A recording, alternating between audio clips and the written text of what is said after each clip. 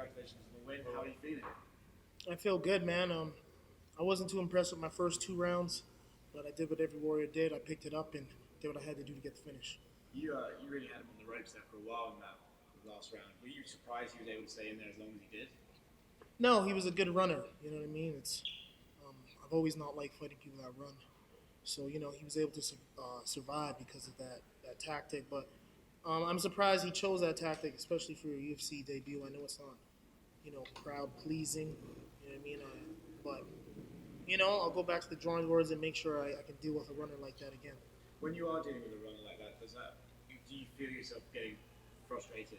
Definitely frustrated. There's a couple of times I just want to drop my hands and be like, "Come on, man! Like, what are you doing?" But at the same time, that was his game plan, and he did land like 2 or 3 punches on me that really pissed me off. I'm one of those guys that don't like getting hit, so I'm gonna go look at the footage and make sure I don't have a slow start like that again. And you're saying you wanted to get back in time for UFC Vancouver. Yes, sir. Is there anyone in mind you'd like to meet? Anybody in that top 15, anybody in the top 10 can get it. I don't shy from anybody. I'm not afraid to fight anybody. So whoever Sean Shelby or my management pairs me up with next, I'll take him on and start making my title run. Yesterday, a bit of a late one with the weigh-ins. Bit nervous when you're getting on that scale, or how are you feeling? Yeah, because like on my scale, I was literally 146 right on the dot, or 146.1. And then when I got to back to the hotel, I was able to take a little piss, just out of miracle, and just made it. How much did you put back on, coming in night? I don't like to put too much back on, but right now I'm probably like 166. For people who've been following you throughout your career, we understand you are one of the most technical strikers in this division, but after back-to-back decisions in the UFC, was that a kind of performance you needed to show maybe fans who aren't familiar with your past fights? Yeah, I definitely needed a knockout. There was a lot of pressure. This fight actually had some of the most pressure because everybody was like, "You need to knock him out." You know what I mean? Like everyone's like, "This guy's new. Like you can't just beat him." Like even my coach was like, "You can't just beat this guy. He's making his UFC debut. You need to put him away." So yeah, there was a lot of pressure for me this fight because not only did I need to win, but I needed to knock him out.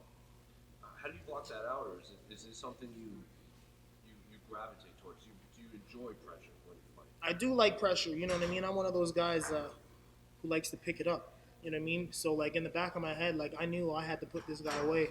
That's why I was so frustrated when he was just running. I mean, I've never really, especially at this level, I've never really fought somebody who just like run like that. Does that make the knockout any sweeter knowing you faced difficulties in there and still got the win you Yeah, wanted? I'm definitely happy about the knockout. I'm just mad that I let him get away with a few punches. That's not really my style. I think the first couple rounds I looked a little bit sloppy. I started too slow. And it just kind of pissed me off. But I'm happy I got the W, and I'm gonna go back to the drawing boards and make sure that never happens again. So you got the win, but you don't look like you're that happy right now. I'm very critical of myself. I like to look. I like to do this hashtag clean Hakeem. Everything nice and crispy. So the first couple of rounds weren't the cleanest, but the last round I did what I had to do and really picked it up on him and changed game plan. That's why I switched to the clinch because I knew if I had him in the clinch, he wouldn't be able to run from me. Throughout this week, there's been a lot of talk. So maybe Max Holloway is the new face of Canadian MMA just because he headlines so many cards here. As a Canadian, what do you think of that? And is that something that you would want as the new face of this whole country? Max is cool, but he's not Canadian. I'm Canadian. You know what I mean? So how can he be the face of Canadian MMA when he's from Hawaii? I'm the Canadian. I'm the one who's grown up here. I'm the one who's representing the country. So definitely me. I'm one of the faces of the new wave of Canadian MMA. That don't even make sense to me. Obviously, you spoke about wanting to fight in Vancouver card. If you can't get on there, is there any dream destination you have? I've always wanted to fight in Brazil. For some reason, I get a lot of like DMs from Brazilian girls and stuff like that. I don't know why, but I always get like mad DMs from like a lot of Brazilians. So Brazil was like one place I definitely wanted to check out. But most important, I'm half Nigerian, so I think a UFC Africa would definitely be quite suiting. There's a whole bunch of us now. You got Usman, Israel, Super Sadiq, me.